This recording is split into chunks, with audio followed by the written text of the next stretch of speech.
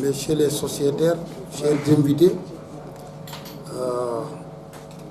en pensant à nos amis qui viennent d'arriver de Dakar, l'équipe de Salif Diao, de mon ami Moussa Ndiaye, de la direction technique nationale, chez les membres du comité Ali Casa, chez les membres du comité directeur du Casa Sport.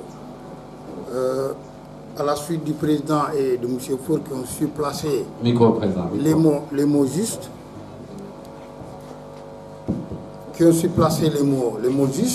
au bon endroit, il va m'être difficile de faire mieux que tout compte fait. Je voudrais tout simplement rappeler qu'il y a un an environ de cela, on s'était retrouvé dans cette salle pour signer un partenariat avec un équipementier, mais aussi, je crois, avec la Casamance 16. Alors, c'était le premier contrat. Peut-être qu'on n'a pas eu ce qu'on attendait. Mais bref, j'ai rappelé ce jour que le plus dur, c'était de commencer quelque chose. C'est la première fois qu'on signait un contrat de ce genre. Et pour rappeler davantage que les cartes de membres, les produits de vente des cartes de membres, la billetterie, les soutiens par-ci par-là ne peuvent pas vraiment amener loin un club qui se veut professionnel.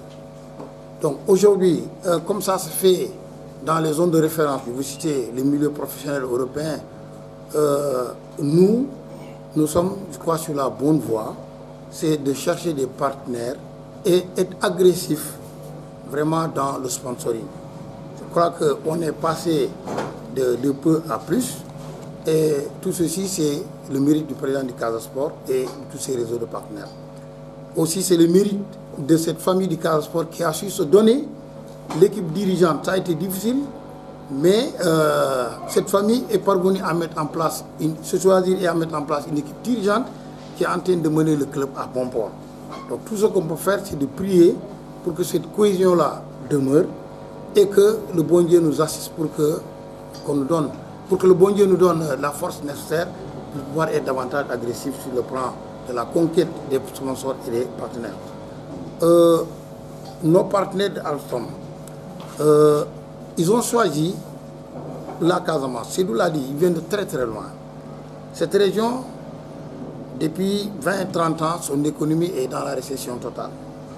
Toutes les usines pourvoyeuses d'emplois, je vous citer notamment la Sonacos, où les usines crevettières sont dans une léthargie extraordinaire.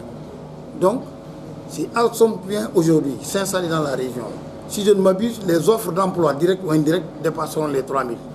Kabadio seul ne peut pas, tout le Kafountine ne peut pas résorber cela. Donc, je ne peux que m'en féliciter et les remercier d'avoir osé venir investir en Casamance.